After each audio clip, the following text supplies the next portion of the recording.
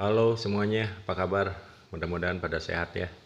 Harus sehat dong, walaupun cuaca Indonesia ini sekarang kan ekstrim ya. Panas, hujan yang tidak menentu. Pokoknya mudah-mudahan semuanya yang nonton video ini pada sehat.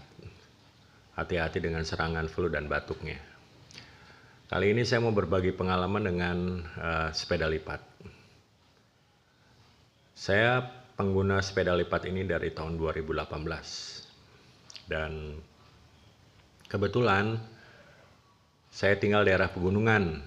Jadi dari jalan raya itu saya harus mulai nanjak ke rumah saya itu kurang lebih jaraknya 1,5 kilo dengan elevasi 15 sampai dengan 20 derajat. Itu harus saya lewati kalau saya mau pulang ke rumah dari kota. Dan sudah berbagai macam modifikasi karena ya namanya juga orang Indonesia ya, apalagi Bandung. Kan sebetulnya kan sepeda ini itu dari kardusnya juga kan diperuntukannya untuk di kota. Tapi ya karena masa ngebelain sepeda ini rumah harus pindah, kan nggak mungkin. Bukan hanya nggak mungkin, berat juga gitu kan. Jauh banget perbandingan antara harga sepeda ini dengan harga rumah. Akhirnya saya akalin nih sepeda. Dan saya pengguna sepeda itu setiap hari. Karena saya beraktivitas menggunakan sepeda. Dan saya hampir bersepeda setiap hari. Jadi mau nggak mau saya harus mencari kenyamanan dengan sepeda yang saya punya.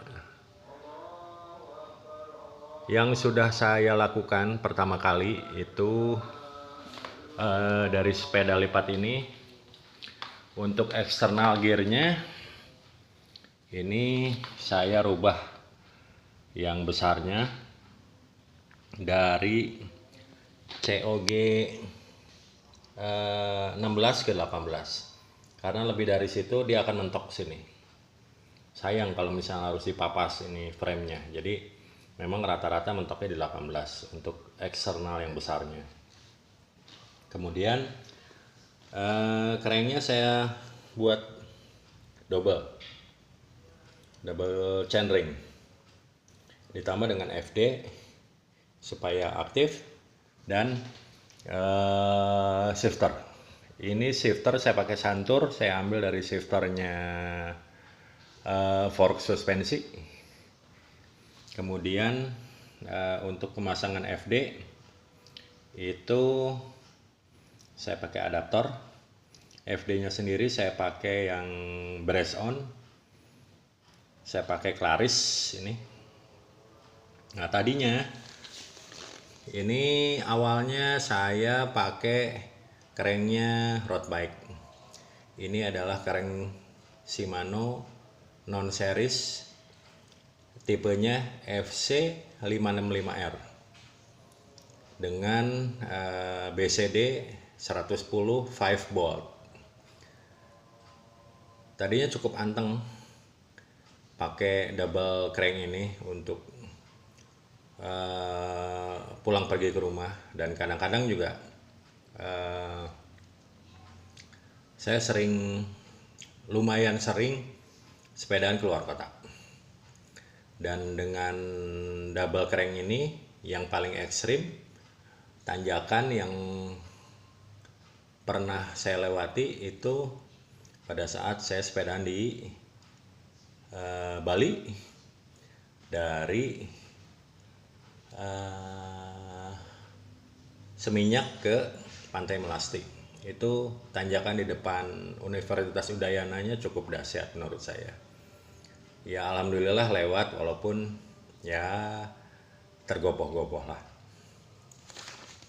Namanya juga karena usia juga, faktor usia juga. Nah, semakin tua sekarang semakin bertambahnya umur, untuk pulang ke rumah itu berat sekali. Sebelum pakai chainring ini dengan komposisi 50-34 bulat.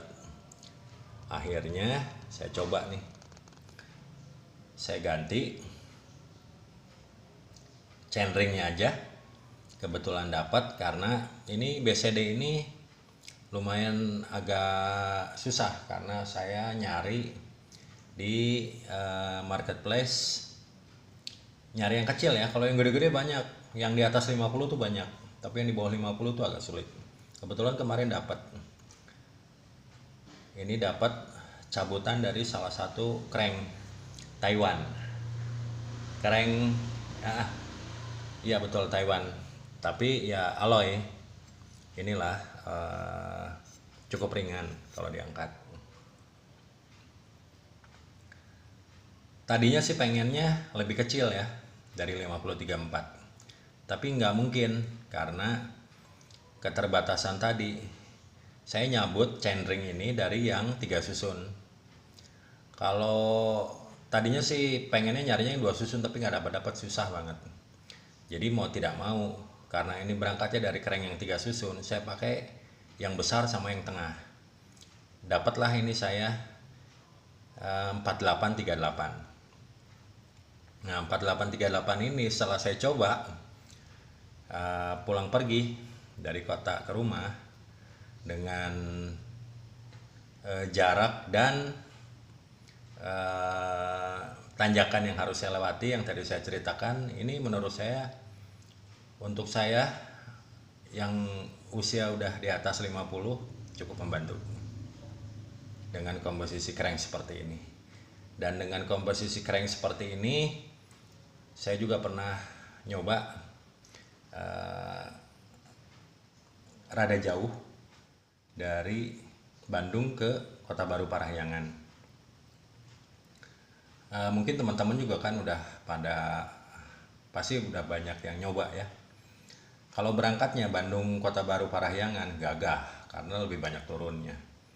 Ini pada saat PR-nya tuh kan pada saat pulangnya dari KBP ke Bandungnya. Itu dari Padalarang menuju Cimahi itu ada satu tanjakan yang nggak terlalu besar presentasinya, tapi panjang gitu. Nah saya ngerasa begitu ganti dari chainring bulat ke oval ini, buat saya sih sangat ngebantu ya. Nah mudah-mudahan pengalaman ini juga bisa memberikan sedikit masukan dan wawasan buat teman-teman pecinta sepeda lipat. Dan saya pikir sepeda lipat itu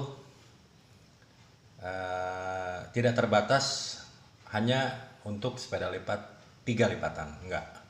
Menurut saya untuk 2 lipatan juga pasti sangat membantu. Lebih membantu untuk sepeda lipat yang menggunakan sprocket atau external gear. Ini kan internal ya, eksternalnya cuma 2. Kebayang kalau yang eksternal, walaupun 5, 7 ataupun ya yang paling kecil 5 speed juga, saya yakin dengan dibantu oleh crank oval ini, menurut saya ya sangat membantu untuk ngelewatin tanjakan yang cukup ekstrim ataupun untuk long ride yang tanjakannya nggak terlalu ekstrim tapi long ride gitu ya. Nah jadi saya baru memodifikasi chainring crank ini kurang lebih 3 bulanan, dan ya saya ngerasa sangat terbantu banget. Jadi sekali lagi mudah-mudahan pengalaman ini bisa bermanfaat buat teman-teman penyuka sepeda lipat, pencinta sepeda lipat, baik yang 2 ataupun 3 lipatan ya. Oke, itu saja yang ingin saya bagikan ke teman-teman semua. Terima kasih, salam sehat. Assalamualaikum warahmatullahi wabarakatuh.